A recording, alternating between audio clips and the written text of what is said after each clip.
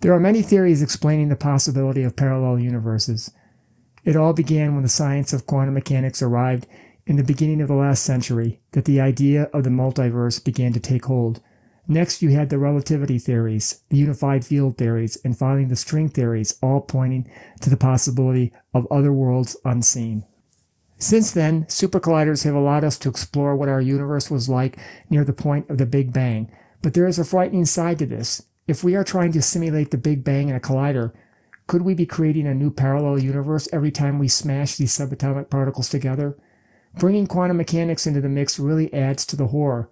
Every time you make a decision in your life, there is a possibility that there is an alternate version of you existing in another universe where you made a different decision. This is all based on the premise that the observer plays a role in quantum mechanics. Subatomic particles have different states. Only one state decouples when we observe it. The other state remains virtual, but there is the belief that these virtual states end up decoupling into parallel universes. Since we play the role as observer, it is believed that the human mind holds the key to traveling or peeking into alternate realities. Is it desire? Does it involve dreaming? Does it involve meditation? There are stories of people who have teleported, some by accident, and others who have claimed that they can do it by concentration and meditation. And some have claimed that not only have they transported physically in an instant from one place to another, but they also have claimed to have teleported to a parallel world, which obviously is our world. So the mind plays the only role, or does it? Maybe there is something more, something else. Could ordinary machines that we have been using for years have an effect? This is an important question because there are many cases of people finding themselves in weird and unusual places purely by accident, and then for some inexplicable reason, they are able to find their way back to our world. All of the following cases have involved driving an automobile. For some reason, this steel and glass cage with an engine, with electrical harnesses, with a battery, and with other electrical devices can somehow transport you to a parallel dimension. Maybe it can do this because we created it. It came from our mind.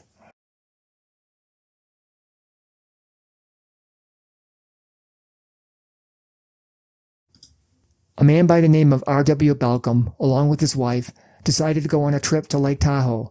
Traveling by car along US 50, the trip was almost 160 miles. This turns out to be almost a 3-hour drive from their home in Live Oak. When you travel by automobile for this long, you want to stop somewhere along the way. Balcom did stop. He and his wife ended up at a nice restaurant somewhere along Route 50. I say somewhere because it had more to do with what reality the restaurant was in than anything else. This occurred in 1962. The restaurant was rustic with a rural feel. But despite appearances, the food and the service was fantastic. When they returned to Live Oak, they decided to stop at the restaurant again. The problem? It wasn't there. When they asked people who lived in the area, they simply got stares. No one knew about the restaurant. So the question, where did it go? Or more importantly, where did the Balcoms go?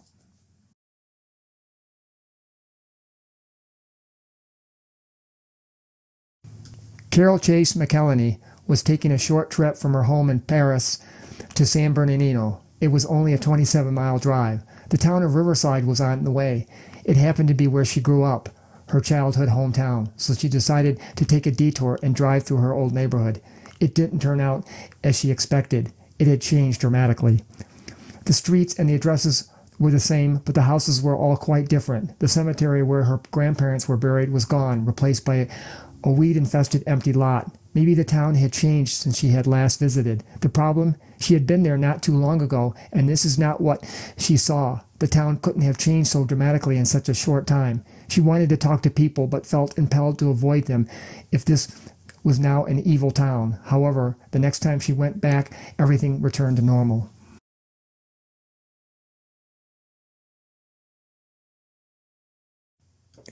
The year 1972 was a bad year for 4 girls. Well, it really was only one day in that year. They were driving in southern Utah on a weekend vacation.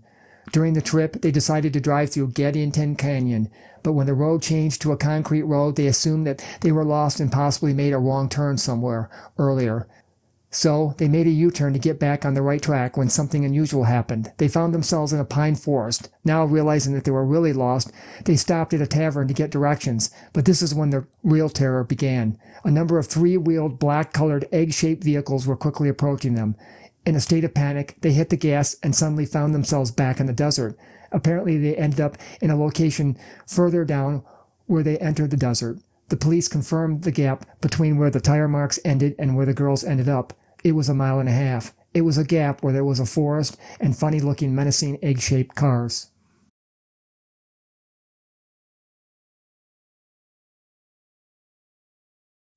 One fall day in 1986, Pedro Oliva Ramirez was driving from Seville to Alcalá de Guadaira in Spain. He had traveled this route many times before, so when he went around a tight curve and suddenly found himself on an unfamiliar 6-lane highway, he was in a panic. Everything was wrong.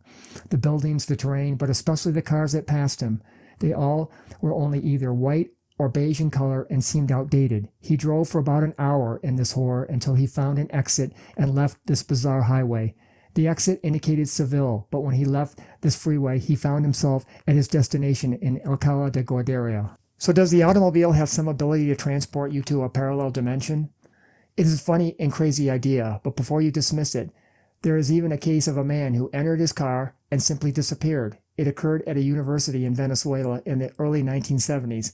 Again, the automobile is a creation of the human mind. Maybe it can go further than we realize. Personally, I don't want to find out.